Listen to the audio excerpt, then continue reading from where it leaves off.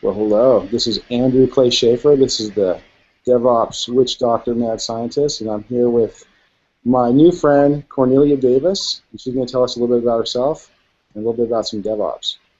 Hi, Cornelia. Hey, great. Thanks, Andrew, for having me. I really appreciate it.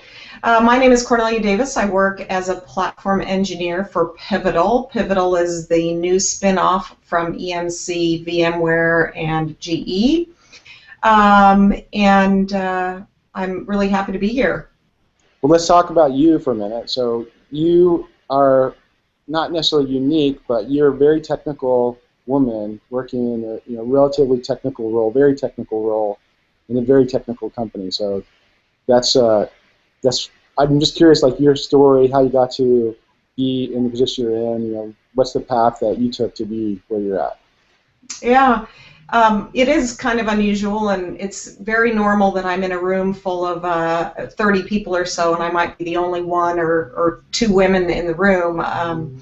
And I do introduce myself usually in my bios. In speaking engagements, I usually refer to myself as a propeller head. So I really love the technology. I have been in computer science from the get-go. I started in high school, wrote my first 4-line little program, and was completely blown away by the fact that I could type run and see numbers scrolling on the screen. And so I did degrees in computer science and have been working in technology since. And so, you told me you have a bachelor's, a master's, and then started a PhD and decided you did everything by the dissertation and decided against it. Yep. I decided against it. I decided to go back to work and decided to start a family, and somehow starting a family and working and going to school all at the same time seemed a little overwhelming. So yeah, I did a bachelor's and master's, and when I started my PhD, I was actually in theoretical computer science and programming languages. So totally, definitely techie, propeller headish stuff. Lots of math. Good stuff. So back on to this DevOps thing. You're going to come give a talk at our DevOps days here in Pittsburgh. So as I've talked to some of the other speakers, I'll ask you the same kind of questions. What does DevOps mean to you? What does DevOps mean to Cornelia? Yeah, so this is an interesting conversation because I talk to companies about this all the time, and I usually start out by clarifying what DevOps isn't, because I speak with people all the time, especially in large corporations, that say, oh, we are so not ready for that. There's no way that our developers are going to do operations. And so the first thing that I do is talk to them and clarify the fact that DevOps does not mean developers doing operations. And what I emphasize to them really is that DevOps is about not changing the process radically from what the developer does to what the operator does.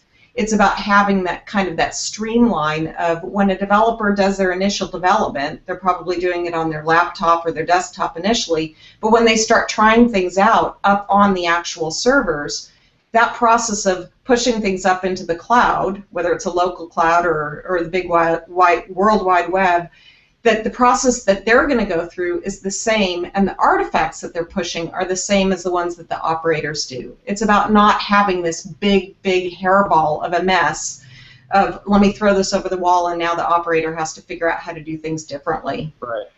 Yeah, so for me, I don't think it's about developers doing operations per se or operations doing development per se, but it's about having shared context and shared purpose and seeing yourself as a community of interest that wants the same thing to happen.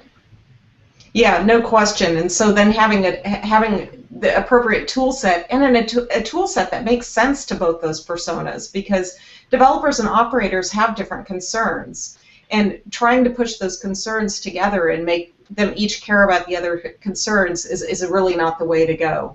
But having tool sets that make sense to both sides, I think, is important. Well, I would beg to differ slightly. So I think that in some sense you do want them to be concerned with each other. You want them to see, because I think in a lot of organizations you evolve to where like developers are not even human beings to sysadmins and vice versa. Right? They're just this other thing. And if you know someone is going to suffer when you do something, and or even better, you have a pager. So it's not necessarily that you're doing operations work, but when you break your own stuff, you wake up. You're the first one to wake up. And that changes the dynamics of a lot of this really fast. Yeah, and I guess I look at it in terms of the tool set. If the tool set can do more, it doesn't necessarily mean that the developer has to know about all the intricacies and idiosyncrasies that an operations person has to be exposed to. But the developer, if they're given the right tool sets, then they don't have to know about that low level of detail. Absolutely. So I come from a development background, and you know what? I'm never going to be good at networking, so please don't make me go there. Yeah, absolutely. And I think that's really what it's about is taking advantage of what people are good at and helping people do the things they're good at, but also recognize that you can be responsible for local optimizations that are not necessarily good for the organization. They just seem good to you. Yeah, absolutely. Can't just be there. So the project you work on is basically building an open source platform, and it can be used, behind firewall or to build kind of even public infrastructure. It's the Cloud Foundry project, and maybe you could give how you see kind of platforms as service tying into this DevOps narrative. Yeah, and so I'll tell you a little bit of a kind of personal story there as well. So I came to Pivotal from EMC, and I had spent the last half a dozen years or so doing emerging tech at EMC and bringing some of that emerging tech to the various product groups at EMC. I was really focused on web architectures, service-oriented architectures, specifically around RESTful web services.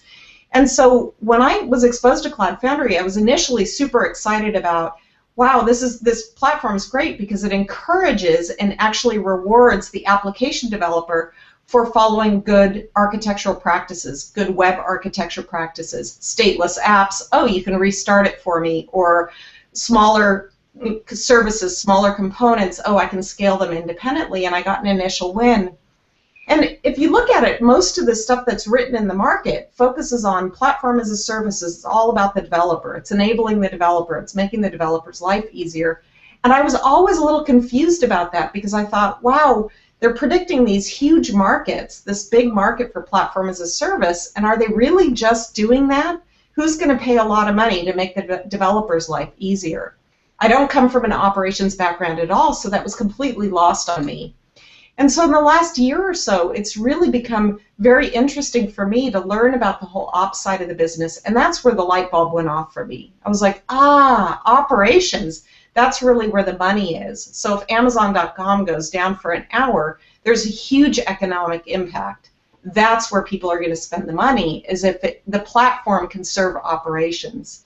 And so now I've really transitioned over to this, it's more about application life cycle and more about enabling operations and removing that barrier between dev and ops. That's really what platform as a service is all about. So I keep saying this in a lot of other contexts, but for any of these development projects that get run as a service, on some time scale, the operational costs will overshadow any of the development costs. Even though, for whatever reason, people don't seem to make that math connection in their head. Yeah. And so absolutely, no question. If you're writing stuff that has a lot of technical debt or operations debt, then the interest you pay to do your deployments, to do your, whatever you need to do when you go down, like you said, if you go down and you're running something that is generating revenue per unit time, then you can calculate pretty straight away. The algebra is pretty straightforward to say, we just lost this much money. Yep, you bingo. So one last thing about, and we kind of touched on this a little bit, but you get to work with a lot of big companies in the role you're in. You see maybe some startups too, but mostly it seems like big companies. So, like, what's the cultural barrier? You kind of mentioned that they're not ready for this. Well, what do you think will help them be ready for this, or what's the change? Because a lot of the things I've seen in my own career, the technical parts are actually easy if you can get the cultural parts and this kind of the social engineering and everything. Yeah. I have a new guest. Come back. Hey! How's it going, buddy? Are you having a bad day, Jesser? So I'll let you answer that question as you can, and then I think that's our cue to fade to black at some point. Yep, it sounds like it. Yeah. So I'll keep it. Really, what it's about is I talk to a lot of large corporations that have been doing things their way, in more of a kind of waterfall, iterative style, and they all know that they need to make a radical change in order. They all need to bring software to market faster. They need to do continuous delivery, and all of that stuff. And so, really, at the core of it is an agile development methodology. And that, what we do with our customers is we actually work with them and say, look, come work with us and let's do a very high agile, and we'll start doing test-driven development and continuous integration from the get-go. So our first line of code isn't going to be an implementation that's going to get pushed to Cloud Foundry. In fact, our first line of code is going to be some test that we're going to write so that we can do test-driven development and we can do continuous integration. It's all about automation, and that's really what DevOps is about as well. I remember from the early 2000s running into Pivotal Labs guys and just thinking that they were one of the small groups, the few groups that were really trying to do pure Agile. Yeah. Pure XP, test-driven. They always pair. All those practices are kind of ingrained in their culture, and that. You want to talk about DevOps culture. Most of these development teams trying to go to pairing is also a big shift. Yeah, I can tell you it was a pretty big shock coming up, stepping off the elevator at Pivotal Labs the first time, having been at EMC for a dozen years or so. It's a very, very different culture. Well, I think we'll call it a day. We'll let my son send us out. You want help? Say goodbye. Bye bye. Bye bye. Bye bye. Bye bye.